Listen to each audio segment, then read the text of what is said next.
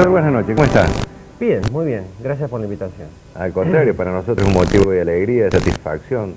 De verdad que prestigie la casa y fundamentalmente este programa con su presencia. Muchas No gracias. solo por las calidades morales, sino por las cualidades intelectuales. Para nosotros es un motivo de alegría este reconocimiento. En nombre de la Justicia Federal, muchas gracias por las palabras suyas, que ya lo dijo todo respecto al fallecimiento del colega Torres. Pobrecito. De verdad que también lo sentimos porque era un hombre... De bien. Era un hombre bien. Voy a contar una anécdota. Fíjese que él arribó a la justicia o al Ministerio Público a partir de menemismo. Y él produjo un fallo por el cual se oponía a la reelección de Menem. Es decir, él antepuso las razones jurídicas, morales, constitucionales, por encima de lo que alguien puede entender que puede haber sido un compromiso de carácter personal, lo que revela la calidad de él. Así es, mostró una alta calidad técnica y una alta calidad humana y un alto grado de valentía que siempre es necesario en el ejercicio de la función. Además, ustedes produjeron un fallo de Antelo que lo motivó precisamente un recurso de él en su calidad de fiscal. Él actuó como fiscal y muy eficazmente hasta donde pudo con esa causa. Doctor, yo lo recuerdo siempre a usted cuando dijo: me llama poderosamente la atención que en Córdoba cada vez haya menos secuestro de drogas. Y eso se sigue manteniendo en el tiempo y en el espacio. Se sigue manteniendo. Lo que pasa es que, a propósito de lo que decía usted en la introducción, primero, este tema de la penalización o despenalización, efectivamente yo creo que transformarlo en una cuestión de solteros contra casados es una cuestión totalmente absurda y es equivocar el punto de partida. En segundo lugar, tenemos que tener cuidado con los discursos que se usan para hablar sobre la droga, porque ya sabemos de que pareciera que hay quienes voluntaria o involuntariamente, a veces bien inspirados, parten de datos concretos de la realidad para construir todo un esquema teórico que a los fines prácticos no sirve para nada. ¿Qué quiero decir con esto? Fíjese usted que si hacemos una encuesta a la ciudadanía, si hacemos una encuesta en ámbitos especializados y demás, todos estaremos de acuerdo en una cosa, que ya seguir criminalizando al ocasional consumidor, al poseedor de pequeñas cantidades, al que incursiona por primera vez en el estupefaciente, particularmente en las drogas llamadas blandas, como es el caso del cannabis o de la marihuana, es una barbaridad. Estamos de acuerdo. Le doy un dato a usted. Se cumpla o no, en América Latina hay 2 países nomás que penalizan la tenencia para uso personal. Uno de ellos es Argentina y el otro es Bolivia. Los demás tienen todos medidas previas, medidas preventivas. Estamos hablando siempre del principiante en materia de drogas, para evitar precisamente la criminalización y una cosa más grave todavía, la estigmatización. Social. Exactamente, y que sufran una detención, etc. Sería muy largo y en otro espacio contaríamos las experiencias que hay en otros países. De todas maneras, tengamos presente de que la idea fuerza en este tema de las drogas es el tema de la prevención antes que la represión. Al hablar de que francamente es insostenible la situación actual, de que una abrumadora mayoría de causas penales incumben a ocasionales consumidores, es como decir algo obvio. Pero de todas maneras tenemos que decir de que empecemos a discutir seriamente de políticas prevencionales y de una presencia, como usted me decía hace un rato, una presencia del Estado en este tema. Antes de esto, doctor, mire, si comenzamos a despenalizar el consumo o la tenencia para consumo propio, en alguna manera no comenzamos por eso y después terminamos legitimándola a negocio, al consumo, al tráfico. Bueno, es una buena pregunta porque, por un lado, queda sentada la idea, o mi punto de vista, de que la situación actual no puede perdurar más, o sea, sería deseable acabarla. Pero para eso hay que tener medios. Estos sectores de riesgo, como son los menores, particularmente con el tema del alcohol y las drogas, que también se ven los mayores, por cierto, pero de eso poco se habla,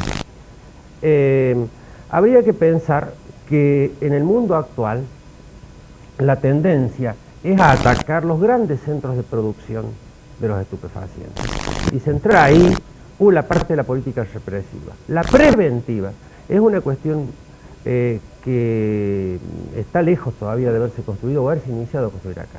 Ahora, respondiendo puntualmente a su pregunta, la distinción de qué drogas pueden ser menos nocivas o más nocivas que otras es una distinción sumamente delicada que los médicos y los técnicos especialistas la podrían explicar mejor que ellos, sumamente delicada y que efectivamente podría llevar a producir un efecto contrario. Claro, porque acá nos dijo el doctor Muscará, dice, por un tema de economía procesal que se ajusta a derecho, es importante la despenalización. Por el hecho de evitar el estigma social también lo es. Pero si empezamos a despenalizarlo el consumo, entonces podemos empezar a despenalizar el cohecho, el encubrimiento, el carácter de copartícipe en algún delito, ¿o no? Mire, yo estoy hablando desde el infortunio, mire, ¿no? Porque... en realidad, el hecho de que borrar completamente la impunidad, generando normas tras normas, como se acostumbra a hacer aquí en la Argentina, es un mal endémico que no soluciona nada en los hechos. Yo creo, lo que dice el colega que usted mencionó, yo no lo comparto, al menos en el contexto, y lo he hablado con él, porque acá el tema de la economía procesal ya incumbe a otra faceta de la cuestión. Ya estamos fuera del campo de la salud pública, de la salubridad mental, estamos mezclando un poco las cosas.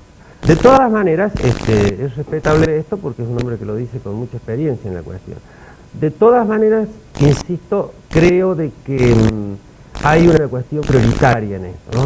Que es educar, que es hacer conocer realmente cuáles son los efectos de las drogas, a qué punto ha avanzado esto. Fíjense ustedes que todavía la gente cree que estas noticias que salen de que en Estados Unidos se permitiría la venta de marihuana, el común de la gente cree que se permite la venta de la marihuana en estado natural, cosa que es totalmente incorrecto. Lo que se permite es, con un control judicial y estatal muy fuerte, que se venda como otros medicamentos, con recetas múltiples, etcétera, con una serie de controles, para curar o aliviar los dolores de determinadas enfermedades terminales, ¿no?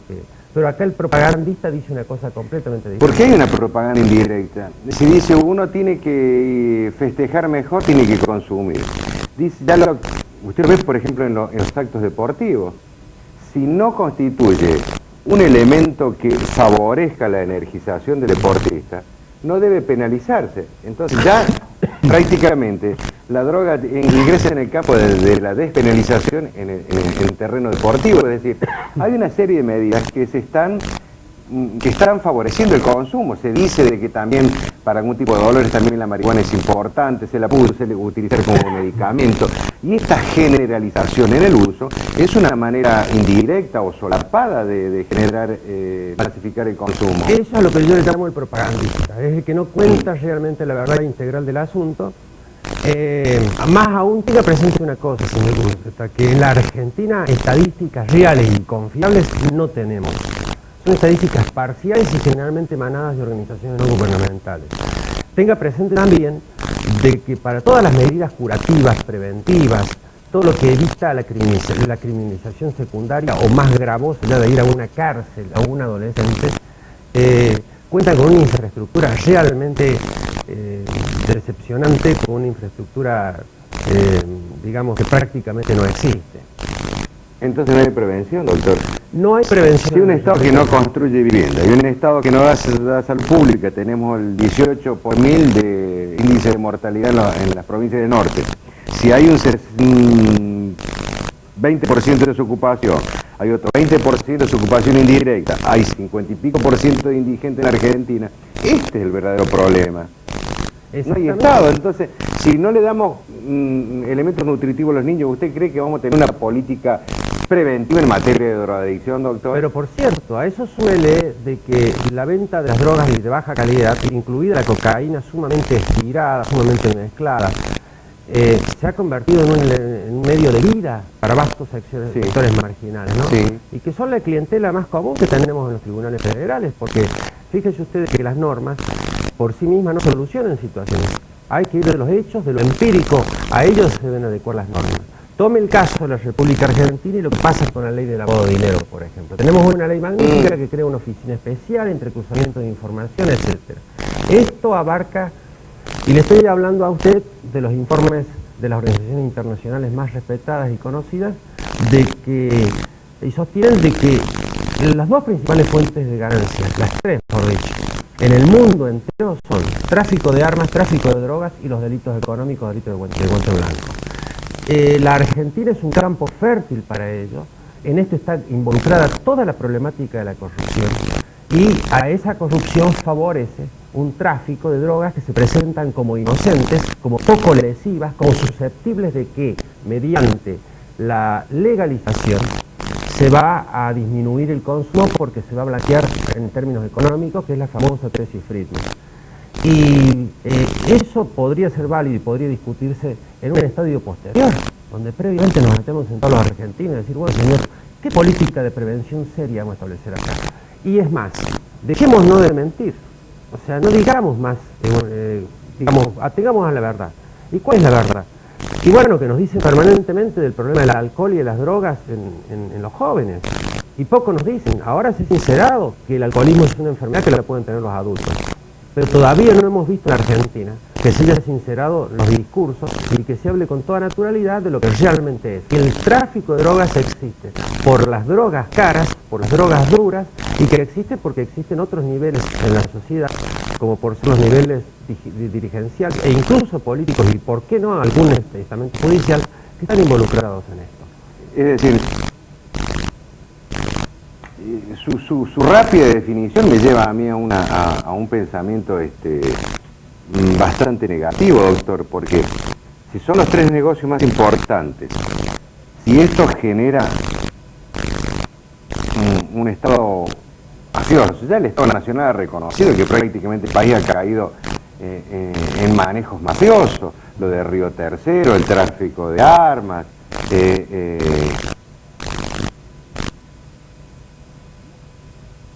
la no detención de los grandes traficantes de droga, y evidentemente hay una protección.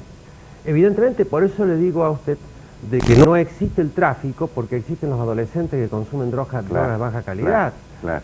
El tráfico existe porque existen otros estamentos socioculturales en la Argentina, que es donde realmente se generan estos motores que producen las inmensas ganancias del narcotráfico. Doctor, entonces hemos caído en una situación de hipocresía general en la Argentina, porque yo ahora realmente me ha cambiado el esquema de interrogatorio hacia usted. Perdóneme, es cierto que es una lectura, yo diría, en el tiempo que tenemos, que acá hay que hacer una lectura sociológica de esto. Y como dice ese colega suyo, a doña Rosa en este momento, que exista en grandes redes de narcotráfico, que estén involucrados, que haya gobiernos que están sucumbiendo en Latinoamérica y no muy lejos de acá al narcotráfico, que tienen su destino asignado por el narcotráfico, eso para doña Rosa no es noticia. Para doña Rosa es noticia el hecho que el hijo de la vecina fue detenido a la salida de un baile porque tenía 5 gramos de una marihuana de pésima calidad y que está criminalizado y que tiene que pagar un abogado defensor, tiene que ir después a un juicio oral, etc. Mire, aquí ya se plantean problemas sociales. ¿Por qué no se allanan los kioscos cerca de los boliches o los boliches nocturnos? En los boliches todo el mundo habla de que en la droga, me dicen cómo se visten algunos personajes de la noche, con una famosa túnica negra, que están individualizados. Otra pregunta, ¿por qué se detienen a los que venden la droga y no a quienes la suministran? En todos los bailes se venden droga. ¿Qué hace la policía? Veo que hay una pregunta recurrente, doctor. Mire, esa faceta, que ya es la parte represiva, ¿por qué no se detiene? ¿Por qué no se imputa? ¿Por qué no se hace? Esa parte es reducir esto a una cuestión policial, y esto trasciende lo meramente policial. Acá, detrás de esto, y a nivel nacional, hace falta un alto grado de voluntad política para terminar con esto. ¿Recuerda usted que no hace mucho tiempo se había lanzado una campaña Sol sin drogas con estaba el señor Maradona? Sí, bueno, con esto no es responsable nadie, pero fíjese usted que a posteriori de eso, yo le pregunté a un alto funcionario una vez que me vino a ver, ¿por qué era esa denominación? Y bueno, hemos descubierto, dice que la campaña se llamaba Sol sin drogas porque evidentemente se drogaban a la noche, durante el día no se drogaban en la playa. Qué espanto. Que es un verdadero espanto. Acá hay una mención en eso, los deportistas que son ídolos de los adolescentes, ¿por qué no se los examinan antes de todo tipo de competición? Un poco haciendo referencia a lo que usted mencionaba, doctor. Entonces, primera pregunta profunda. Si caemos en la no penalización, ¿tenemos miedo a caer en la cultura represiva con que fuimos formados nosotros? Porque siempre decían, no hagas tal cosa porque si no te pego, no hagas tal otra porque viene la policía, no robes tal lugar porque te meten preso. ¿Fracasó ese esquema educacional? Mire, le cuento algo brevemente para responder a esto, que es una experiencia que de algunos estados norteamericanos. Porque el tema no es penar o no penar, el tema es prevenir o no prevenir, y prevenir y con qué y de qué manera. Fíjese usted de que esto que preguntan los televidentes es parte de una realidad, Pero esto tiene sobrepasada la fuerza de seguridad, tiene sobrepasado los estamentos judiciales, donde van toda esta clientela que le digo a la salida de un baile. Pero fíjese usted de que en Estados Unidos decidieron establecer una cadena de juzgados, como acá sería un juzgado de faltas, un juzgado correccional, donde el adolescente, el joven, la persona que por primera vez incurre en estupefacientes, es vista por una cámara de televisión por el juez, no va a la cárcel, no es criminalizado, y le pregunta, lo primero que le pregunta, ¿tiene con quién hacerse un tratamiento? Si no, el Estado le va a proporcionar a alguien. Después le dice, vaya a su casa, lo cuento muy rápidamente, vaya a su casa y en 45 días nos vemos. Se lo entregan al padre si es menor, al tutor o al quien corresponda, o le asignan un tutor por parte del Estado. Pero hay toda una cultura sobre esto.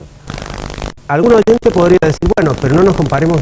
Sí, las comparaciones con Estados Unidos son odiosas, porque Estados Unidos obviamente que han hecho de esto un leitmotiv y una cuestión de Estado, particularmente a partir de 1984 con el presidente Reagan, donde se fijó una línea sumamente dura, porque ahí se consume el 95% de la droga del mundo.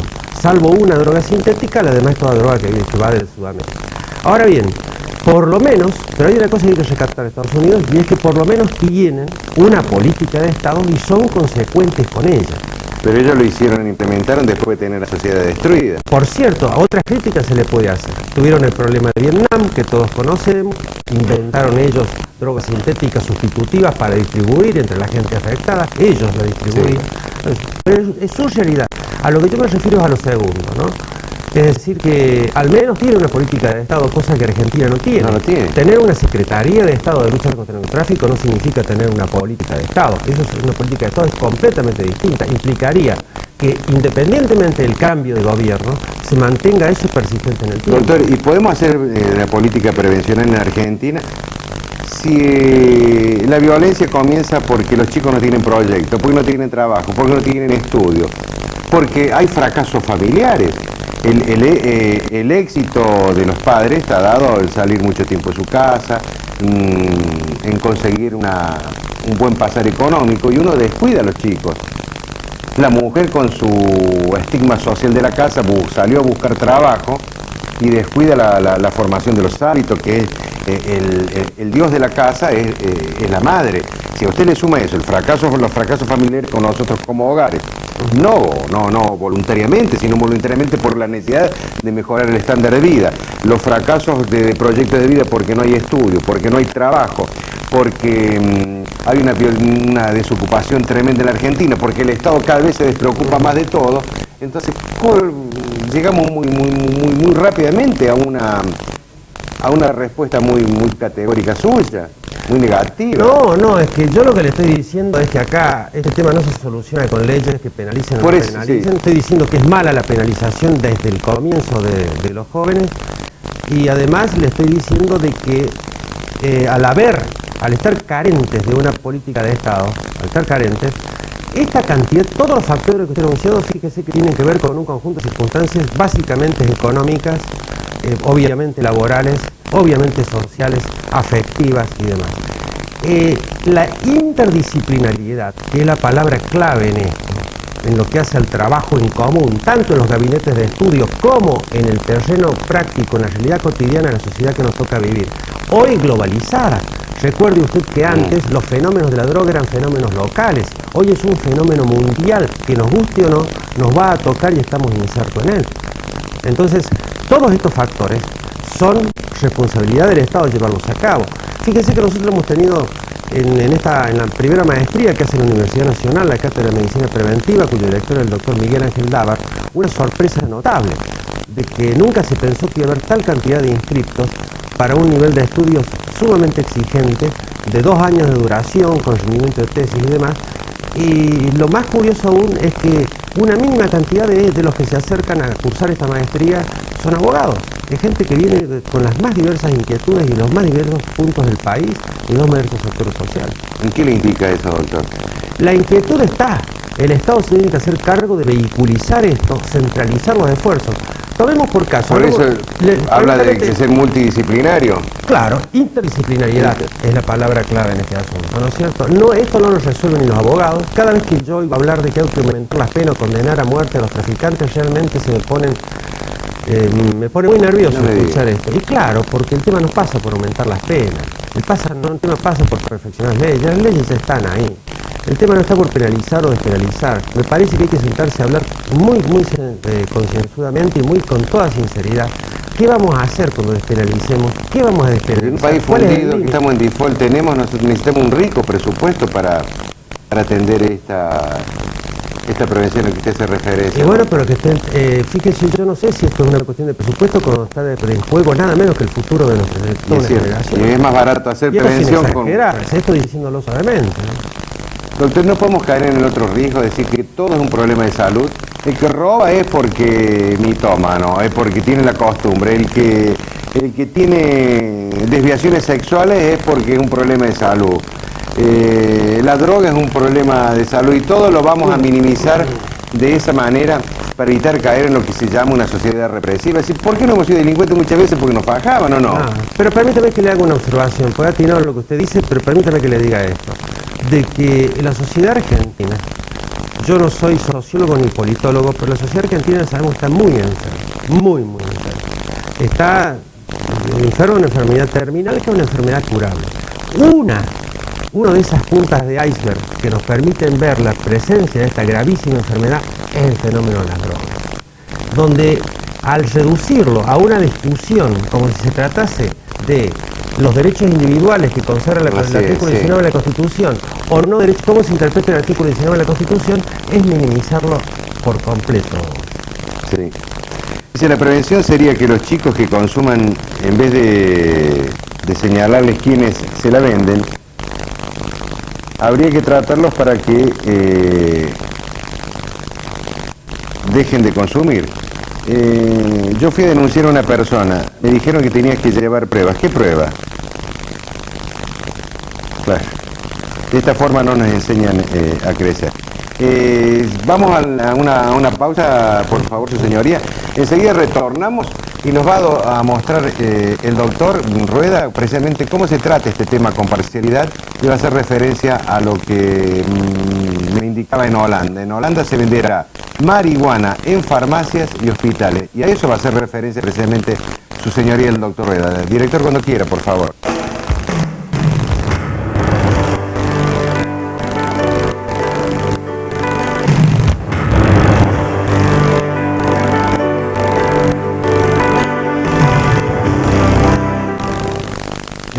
Doctor, usted me estaba hablando del tema de Europa, ¿no es cierto? Haciendo referencia a lo que decía en Holanda, que se venderá la marihuana en farmacias y hospitales. ¿A qué quería dejar constancia y hacer mención sobre este tema, su señoría? No, es a propósito de la información que ha salido recientemente y que es recurrente citar el caso de Holanda como un país que ha tenido éxito en la despenalización y demás. La información aclara, en la prosa que va abajo, acerca de que, en primer lugar, los holandeses son conscientes de que no está demostrado científicamente, ni mucho menos, de las supuestas bondades terapéuticas de la marihuana. Para el caso de tenerlas, que ahí entra a jugar otra cuestión distinta, y no quiero involucrarlo con lo central de lo que veníamos hablando, que es, ante la pregunta, ¿no tiene derecho un sidóptico terminal, un canceroso terminal, canceroso no sé si es el término, pero una persona que tiene cáncer, no tiene derecho a consumir marihuana para reducir los efectos del dolor? Ahí entramos en una cuestión muy distinta, que es la de decir que hay que legalizar la marihuana porque además tiene efectos terapéuticos y sirve para curar. Quiero hacer esa distinción que es preliminar. Perfecto. Holanda, en segundo lugar, responde a su propia realidad, sumamente degradada en lo interno. Es un país muy particular y que creo que es caprichoso sería hacer una comparación nuestra con la de los holandeses, como también sería caprichoso hacerla con Estados Unidos. Son puntos de referencia que tienen algo en común. El caso de Estados Unidos tiene el punto de contacto que todas las grandes investigaciones, lo que ve la ciudadanía es café blanco, tormenta verde, empezó Operación Langostino, y en absolutamente todas esas investigaciones estuvo por detrás la ayuda internacional de Estados Unidos y que de alguna manera está respaldado en el marco legal del Convenio de Viena del año 88. Pero le voy a decir más, hay una realidad tan lacerante que es lo que está pasando en este momento en la provincia de Buenos Aires. Ya nadie duda de que además de la prostitución, además del juego clandestino, además de los secuestros, también hay amplios espectros policiales involucrados en el tráfico de estupefacientes. Lo que pasa es que la convicción política que se tiene para investigar estas cuestiones no siempre es pareja.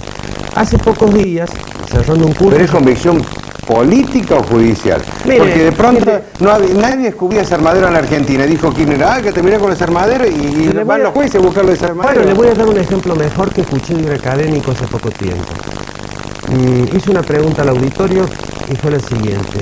Dijo, ¿cómo es esto de los paraísos fiscales que se descubren las cuentas, el $1.000.000, los 900, de los jefes policiales, pero de nadie, de ningún político, de ningún juez, de ningún empresario, se descubren porque hubo ocasión política de descubrirlo, pero nada más que de 2 jefes policiales? Qué bien, ¿eh? Se me había ocurrido eso. Fíjese, nadie conoce otro caso de que se hayan abierto estas cuentas cifradas. No. Y acá fue en menos de 72 horas. Todavía no podemos saber la de Aldaco, la de Aladio, la de los delincuentes del Banco Nación. En delitos económicos, fíjese usted solamente en eso, que sería otra temática aparte, pero está muy vinculada por el tema del lavado de dinero, está vinculado con esa temática. Si todavía Yarvide no sabe hacer el exhorto para saber si Menem tiene una cuenta en Suiza. Eso nos entraría, ya nos llevaría a otra discusión, que es la credibilidad de la justicia federal, que está bastante baja y justificadamente por parte de la ciudadanía, entre otras cosas por este tipo de jueces que aún están en funciones, ¿no? Primera definición suya, prevención. Perfecto. Hasta ahí estamos absolutamente de acuerdo. Segunda definición correcta, no caer en la despenalización y en la penalización como un motivo de disputa social. Pero aquí está la cuestión. Hace falta una decisión política, doctor. ¿Y qué pasa cuando hay decadencia en los factores que nos gobiernan, en los sectores políticos que nos gobiernan?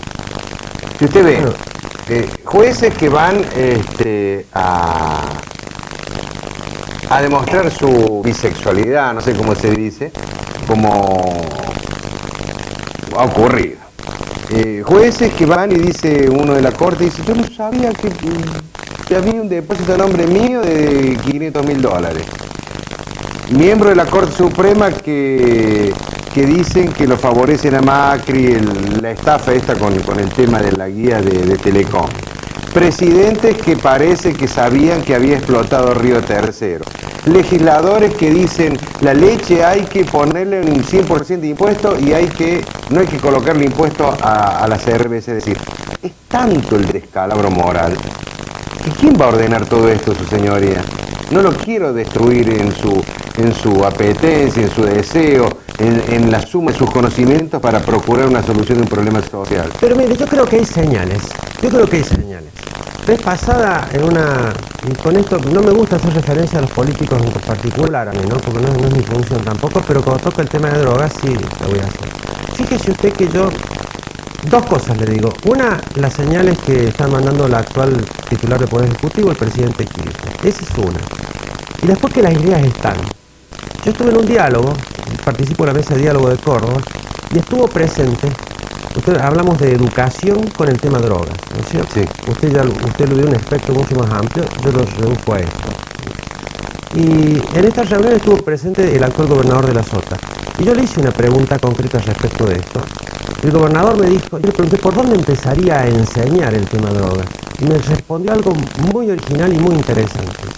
Dijo, yo comenzaría por enseñarles de esto a los profesores de educación de física y jerarquizar las horas de educación física en el primario y en el secundario. Sí, muy bueno. Por ejemplo. Muy buena idea. Por ejemplo. Y cito la fuente porque no me pertenece Muy buena idea. Fíjese usted. Entonces, para eso necesita docentes secundarios, esto lo digo yo, necesita docentes secundarios que estén bien pagos. Usted necesita gente concientizada, necesita una labor cultural que esté canalizada no a las grandes conferencias y al todo el dinero que se gasta en la capital federal, particularmente en la capital federal, con los grandes operativos y los grandes secuestros, que finalmente son porque afectan intereses de otros países europeos o de los propios Estados Unidos que se descubren, no para nosotros. Entonces, todos esos esfuerzos, volcarlos concretamente, hasta para aclarar culturalmente la cuestión. Porque fíjese usted de que a los padres, lo hemos constatado en los casos concretos nosotros, los padres cuyos hijos consumen tratan de minimizar la cuestión, porque es un factor de vergüenza que el hijo consuma estupefacientes. Entonces, esto es una de las tantas cosas que hay que sincerar. Fíjese el campo tan fértil donde hay que trabajar. Ahora les repito, lo mismo le digo a la parte represiva. El narcotráfico duro, que tiene formada una sede y sus puntos de apoyo en la República Argentina, en un país sin radarización aérea, etc. En este país habría que decirles, señores, pueden reprimir dentro de estos límites y dentro de este marco de garantías, porque el perfil del ciudadano queremos esto. Pero para esto, imagínense usted, supongamos, y siempre en el segundo supuesto de la represión del gran narcotráfico, fíjese usted de que no puede seguir esta dispersión de esfuerzos. Las policías locales, cada una por su parte, claro, las fuerzas nacionales, cada una por su parte. Entonces, esa dispersión es muchísimo dinero que cuesta de más al Estado Nacional. Un país con tantos servicios de inteligencia como tiene el nuestro, no quiero dar una cifra, pero he escuchado de colegas suyos la cantidad de servicios de inteligencia que es realmente apabullante. Sí, es cierto. Y no haya un lugar con una central ultra informatizada, con una central única sobre el tema de estupefacientes. Cosas tan concretas y tan prácticas, porque lo demás son abstracciones, señor Burruchaga. Entonces su tarea es docente, multiplicar sus esfuerzos con su capacidad natural con el propósito de formar opinión en este sentido, su señoría. ¿Se refiere a mi situación individual? Sí. Mire, yo como van muchos colegas... ¿Como especialista? Sí, es una faz docente, por cierto. Esa es la idea de la tarea que se está haciendo en la Universidad Nacional, a la que hice referencia, que dirige el doctor Lava. De todas maneras, como juez de la Nación, como usted me ha presentado además, yo le diría de que asisto al escenario que ven todos mis colegas. Causas plagadas de pequeños tenedores, de ocasionales consumidores, sufriendo condenas estigmatizantes, en fin, un sistema judicial que está absolutamente desvirtuado, porque no es para esto que está el sistema judicial. Y ningún narcotraficante importante, por otra parte, que tengamos hasta este momento que sepamos detener. ¿Qué sabe del operativo? ¿Recuerda el operativo en las Salinas Grandes, doctor? Fue el tema de Operación Café Blanco. Sí. Bueno, fue una causa, yo no conozco la causa, quiero aclarar eso, pero hasta donde sabemos, y se han publicado libros sobre esto, Sí. tuvo un alto ingrediente político, que es propio de la Argentina, justamente dispersión de esfuerzos entre policía de provincia de Buenos Aires, policía de provincia de Catamarca, en fin, fue una cosa bastante común que suele suceder acá, ¿no? Doctora, los niños menores dice que consumen o llevan al Instituto del Menor. Aquí no hay curación, no terminan los chicos siendo violados, violentados moralmente. Mire, los medios con que cuentan todas las provincias argentinas son ínfimos para esto. Yo creo que, fíjese, tan es así que hay el lugar más especializado del país, que se supone debiera ser que es el CENAR, eso, es un lugar que está en una franca decadencia, y ya la cantidad de pacientes a tratar está superando cualquier cálculo imaginable, ¿no es cierto? De ahí es que la iniciativa de todas estas cosas está muchas veces en manos privadas, es decir, de las instituciones que funcionan a nivel privado. ¿Y son actitudes voluntaristas nada más? Porque yo también me parece que me da la impresión de que había, por ejemplo, algunas entidades privadas también hacían una especie de negocio, que cobraban $2 y $3 mil mensuales para... Como en todas las cosas que suelen suceder en la Argentina, o casi todas las cosas, hay entidades privadas serias y otras que no lo son, así de simple. Y otra cuestión también, usted en Córdoba, una persona tiene un hijo que está con un problema de drogas, o de alcohol, o ambos a la vez, y si usted tiene de 200 pesos o $150 diarios para pagar, tiene en Córdoba donde lo traten, como tiene en Buenos Aires. Pues acá no estamos hablando del que tiene esa cifra, sino estamos hablando del común de la gente, de la ciudadanía en general, en un estado y una situación económica que es por todos conocida, ¿no? ¿Y por qué llegamos a todo esto? ¿Por la injusticia social, doctor? ¿Por qué?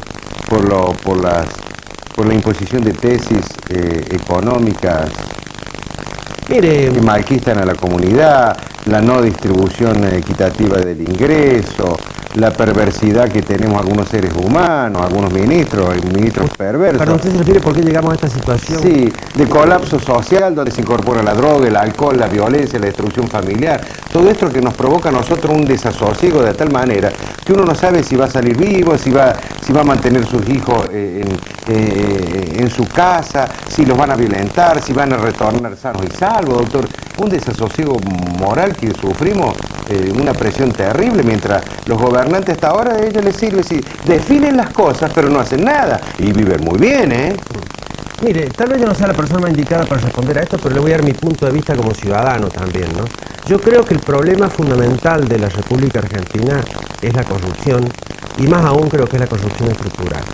Dentro de este contexto, que habría que explicar más largamente, se inscribe el fenómeno de la droga, donde hay quienes son víctimas de esto, que es a lo que hemos estado hablando hasta ahora, víctimas, aun cuando para el derecho penal sean imputables, son víctimas de un estado de cosas, un estado de situación, y hay quienes se sirven de todo un estado de cosas para sus pingües ganancias y para sus beneficios económicos. Fíjese, doctor, le voy a contar algo que a mí me llamó poderosamente la atención. Una vez Cavallo dijo que se pretendía hacer la ley para que se quedara con el correo OCA, con el propósito de que ni siquiera ninguna fuerza de seguridad argentina podía interrumpir el tránsito de algunos de estos camiones de OCA. Y yo voy al Senado de la Nación, ley presentada por Juan Carlos Romero. Es decir, y decía Cavallo en aquella circunstancia que iba a ser más fácil el tráfico de drogas por el correo oficial a raíz de esto. Y eso habían tenido participación en legisladores nacionales, querido doctor. Sí, escuché acerca de eso. Pero eso me demuestra en qué inseguridad estamos viviendo los ciudadanos comunes, doctor. Sí. No, escuché acerca de eso. Y ustedes constituyen el último, ustedes la Iglesia, son el último bastión que nosotros tenemos los ciudadanos comunes cuando vamos a tocar un timbre en referencia a nuestros derechos y a nuestras vidas, a nuestros bienes, doctor. Por eso digo, la posición de ustedes debe ser difícil, porque a su vez son ciudadanos, están sometidos a las presiones sociales. Sí, de todas maneras, desde el punto de vista personal, yo creo que los problemas de la justicia también son otros, ¿no? De todas maneras, en lo que hace el tema específico, por gran medida por culpa propia de la justicia, ¿no? Desde mi modo de ver. Pero en lo que hace al tema de drogas, yo le diría de que siempre hay que pensar en la justicia como el último peldaño, como la última razón de la cuestión, y no como la primera. O sea, no existe una justicia correctiva de donde vaya a salir alguien mejor de lo que era antes, después de haber sufrido en nuestras cárceles, por más bien intencionados que sean. Yo le invito a usted que conozca, por ejemplo, le voy a dar un caso muy concreto de esto. El caso de Bower. Los cordobeses tenemos, creo que la mejor cárcel, que no es una cárcel, es un complejo carcelario. Si usted pasa un día, que es lo menos que necesita para conocer bien Bower, ve a los delincuentes de todo tipo que haya ahí, o presuntos delincuentes, porque muchos de ellos, por cierto, no están condenados, usted simplemente se va a dar cuenta de una gran contradicción argentina. Una cárcel del primer mundo manejada con un presupuesto del quinto mundo. Cuando guardiacárceles que hacen lo que pueden, con profesionales de la salud que hacen lo que pueden, con gente que tiene que pagarse el transporte desde el complejo y a tener que hacer dedo para poder subir dignamente a un ómnibus. En fin, y usted ahí va a ver los contrastes de una Argentina real y de una Argentina aparente. Dentro de la Argentina aparente sigamos discutiendo si debemos penalizar, despenalizar. Yo creo que tenemos que entrar a hablar de una Argentina real, y dentro de esta Argentina real, cómo vamos a prevenir y también cómo vamos a reprimir. Pero cómo vamos a hacerlo primero antes que nada. Esa última definición es suya. ¿Cómo prevenir? ¿Cómo reprimir? Enseguida, luego de la pausa, por favor, doctor Rodea. La pausa, 10.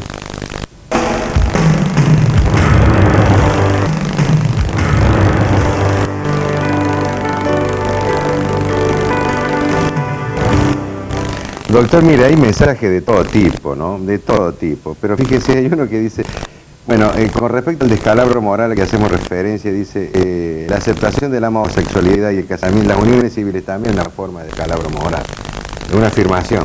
No le pido su definición, sí, en otro tema.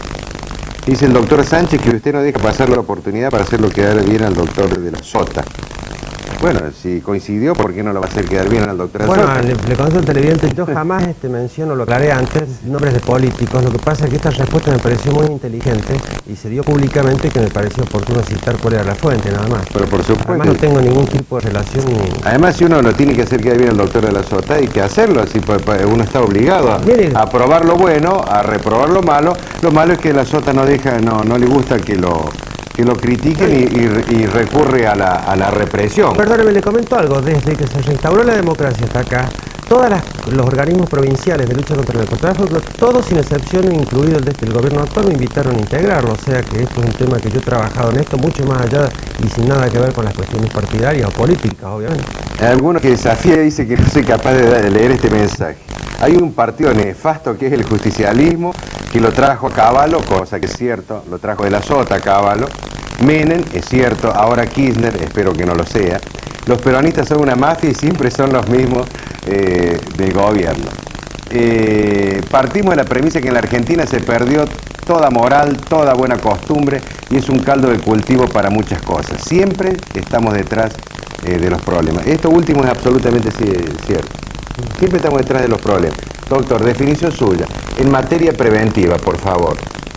Sumando un poco todo lo que hemos dicho, concentración de esfuerzos de los gobiernos provinciales y fundamentalmente a partir del gobierno nacional, que cuando no sé qué política piensa implementar el doctor Kirchner en esto, pero si voy a ser el primero en aplaudirla, si acude a esto, si no se hace una partidocracia de los recursos para trabajar esta cuestión, les reitero, lo interdisciplinario, la no dispersión de esfuerzos, la sinceridad y la convicción de combatir esto sobre la premisa prevención antes que represión, para comenzar a hablar. ¿Y en materia represiva? Y en materia represiva, dejar tranquilo el Código Penal, no hacer lo que se está haciendo a nivel nacional, que a cada momento cuando no se le... Usted recuerda lo que pasaba, están matando muchos policías, pero algún ingenioso de nuestros legisladores, que están dañando tanto el sistema penal, se le ocurrió modificar el Código Principio de Daño y Código Penal una vez más. ¿No es cierto? Si vamos a agregar un inciso al artículo tal del homicidio calificado para decir... Agravado cuando era policía. Por supuesto que empezaron a matar más policías por más que esté la norma, pero esa modificación del Código Penal se vendió como en una conferencia de prensa, se vendió como un producto, digamos, con cierto marketing, y como esto es negativo no voy a citarle, pero políticos de diversos partidos actuaron en esto. Es cierto. Y esa forma, en Alemania, antes de tocar un código penal, en este mismo estudio lo hablamos hace pocos días con un grupo de juristas, tardan 7 años en modificar un artículo, 8, 12. Acá no, hay problemas de seguridad, hay mucha droga en tal lugar, amenacemos con aumentar las drogas, las penas, o amenacemos con... cuando no algunas otras cuestiones más disparatadas, como es aquello de la reducción del daño, entregar estupefacientes y otras medidas similares. ¿Lo puedo sacar el tema breve? ¿Sí? ¿Qué opinión le merece la asignación del doctor Zaffaroni? Que tiene una escuela jurídica Mire, me parece... vulnerable en algún sentido. Sí, yo lo he dicho, me lo han preguntado varias veces últimamente esta cuestión.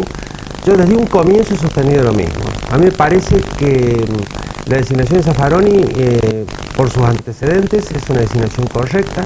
No me parece bueno el procedimiento que ahora se aplica a todos los jueces federales, que tener que dar tantas explicaciones, llegar tan desgastado, no creo que esto sea positivo. Él mismo lo reconoció en un reportaje a un matutino de La Nación hace unos días. Y yo me pregunto, ¿cómo sigue ahora después del doctor Zaffaroni? ¿No? Que es la pregunta que se hace el país. Es decir, que haya gente que piense completamente distinto como una corte de un país civilizado me parecería muy bien. Ahora, gente que comience a pensar como el partido o como las personas que están en el gobierno en este momento me parecería muy mal y creo que cometeríamos un error histórico, fatal, porque ya no hay tiempo de enmendarlo. La última, breve, nos queda un minuto. Su señoría, yo lo que temo es que hace 20 años, 30 años decíamos no a los casinos. Después dijimos sí, hoy hay casinos, hay bingo en las escuelas primarias. Dijimos que no a los tragamonedas, que se iban a poner en hoteles. Después no en hoteles. Dijimos que es para recuperar dinero, para hacer obra social.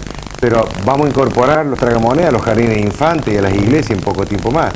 este camino de la despenalización no nos lleva a nosotros a ser tan permisivos y a caer en una justicia también permisiva o en un código permisivo. Si se hace apresuradamente y como actos demagógicos desde el Poder Legislativo o Ejecutivo, sí vamos a caer en esto. Si no, no. Y respecto al ejemplo que usted dio, el tema de los... Yo no he estudiado integralmente el fenómeno de los casinos y demás, pero mi pensamiento es el de la Iglesia de Córdoba. Coincidimos totalmente.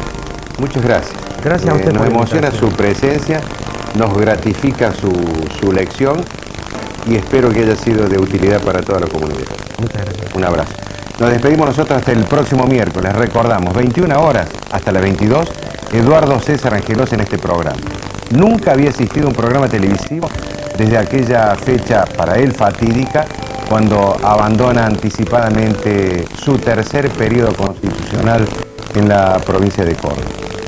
Vamos a hablar de todo, pero voy a iniciar aquel programa contando una anécdota que seguramente es reveladora de un pensamiento al menos personal respecto de Eduardo César Angelos. No hubo persona que haya criticado en Córdoba a Angelos como yo. No hubo periodista que haya manifestado todo lo que pensó sobre Angelos en Córdoba. Quiero decir que nunca me reprimió. Quiero decir que es un respetuoso del disenso, de las libertades individuales y de la libertad de expresión. Y Angelos dijo en aquellas circunstancias, los hombres todos tenemos un enano fácil.